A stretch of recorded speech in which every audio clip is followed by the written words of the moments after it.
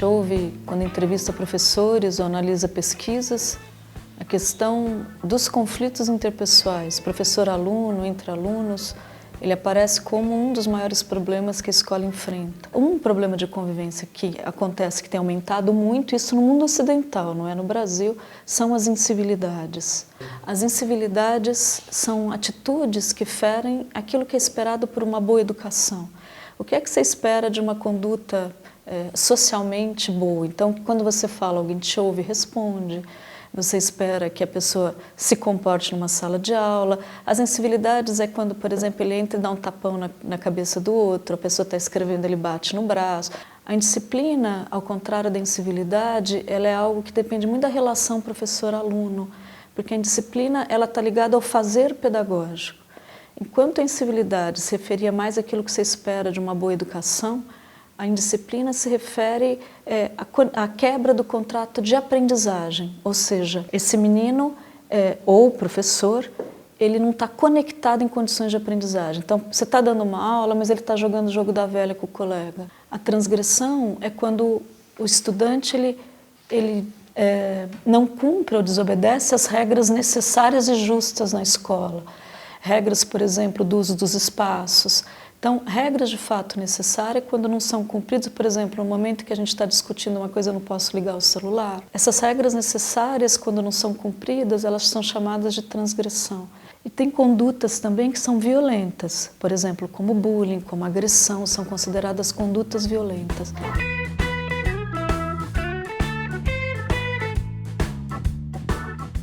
Quando nós temos, por exemplo, as condutas de incivilidade, uma das coisas que nós recomendamos para a escola é que ela levante com seus professores algumas incivilidades que mais os incomodam. E quando eles levantam 4 incivilidades, eles discutem que tipo de procedimento nós vamos adotar para lidar com isso.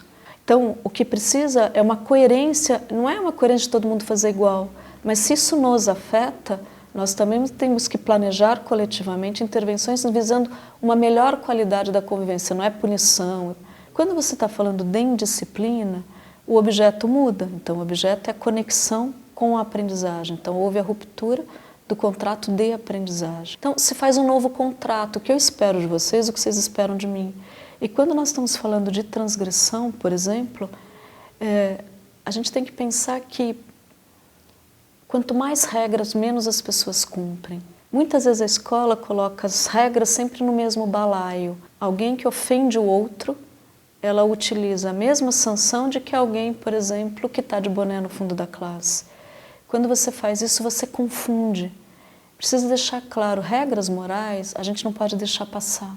Mas regras convencionais podem ser revistas, podem ser mudadas, horários podem ser organizados. É muito comum que o professor particularize, então eu vou achar que a desobediência deles é desobediência à minha autoridade. Isso é um equívoco da escola, porque a desobediência a uma regra é uma desobediência à necessidade dela existir. Uma escola que visa autonomia, eu obedeço porque eu compreendo, como eu também questiono se eu não compreendo.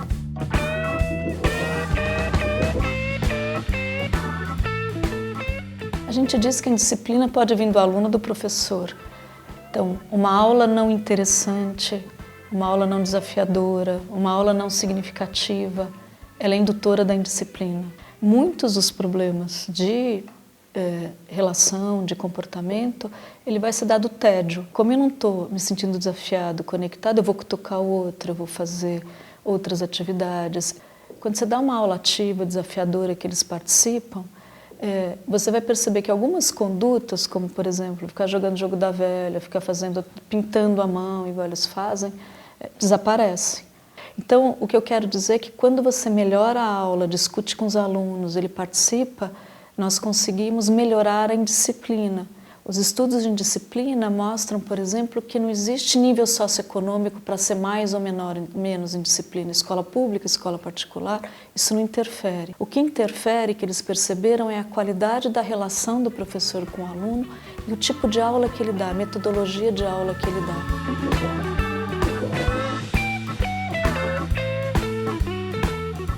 Toda escola tem bullying, sem exceção. As escolas que dizem que não há bullying é porque ele continua escondido. Uma coisa que caracteriza em termos de intervenção é que você tem que ter estratégias preventivas para o bullying, mas você também tem que ter estratégias que a gente fala curativas. A intervenção de um par numa situação de bullying, de um igual, ela é 75% mais eficaz que de um adulto.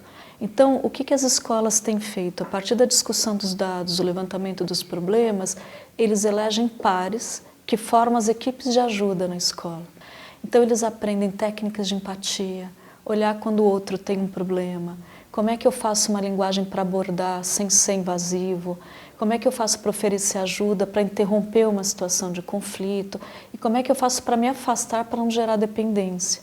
A equipe de ajuda estabelece um compromisso com seus colegas que nós aqui cuidamos um do outro. Só que um dado importante é que a equipe de ajuda não é o dedo duro. Eles trazem, às vezes, para as reuniões com os professores que vão ajudá-los, o problema, mas não o nome. E até pede como é que a gente pode ajudar esse aluno e tal. Então, você vai criando uma rede na escola em que, em vez de nós termos orgulho de zoar um do outro, não, a gente tem orgulho aqui porque a gente ajuda, a gente ampara, etc. A formação para lidar com bullying, enquanto os outros problemas de convivência, precisa ser efetiva. Por que as escolas não têm tido êxito? Porque elas acabam lidando com tudo isso pelo senso comum. A gente tem brigado muito por política pública nessa área, não aquelas que tem nos documentos oficiais, que é lindo na introdução, mas que efetivamente chegue uma formação nas escolas para que eles se sintam mais aptos para lidar com esses problemas de maneira diferenciada.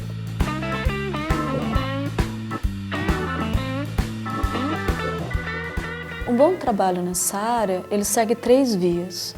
A primeira via que a gente diz é uma via institucional. A via institucional é quando a escola se transforma paulatinamente, com várias ações, em que a gente vai passar a mensagem, por exemplo, de que, dependendo do professor que entre, nós temos um projeto de convivência.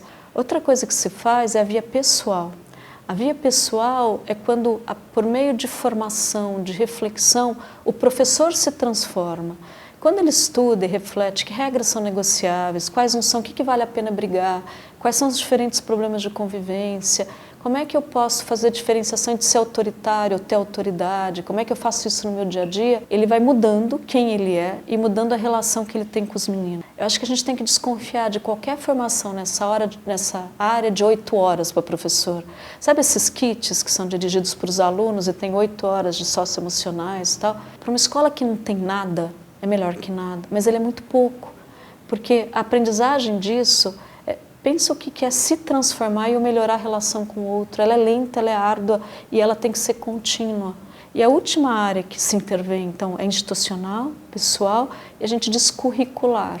O curricular é quando a escola abre esse espaço para que o bullying, para que as agressões virtuais, para que os sentimentos passem também a ser objeto de currículo, de pensar sobre isso. Mas nunca é doutrinação, vamos discutir.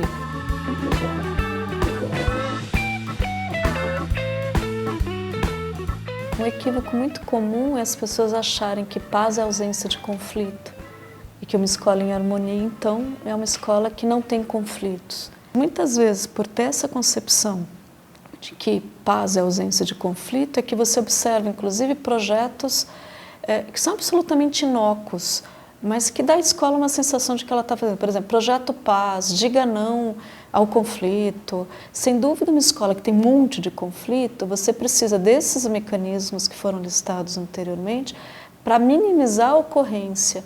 Mas, mais do que isso, uma cultura de paz implica num processo de resolução do conflito que é respeitoso, que é dialógico, que considera tomada de perspectivas, que considera o direito e as necessidades de uma minoria, não só da maioria. Então, tudo isso ele vai ocorrer por meio do conflito. É por meio do conflito, muitas vezes, que você vai rever uma postura que você não considerava inadequada, ou vai rever determinada atitude.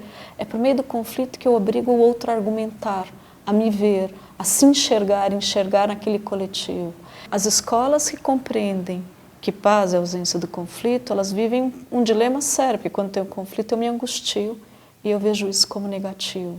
Então, essa concepção tem que mudar com urgência para que o conflito tenha um lugar muito importante na aprendizagem e no desenvolvimento de todo mundo.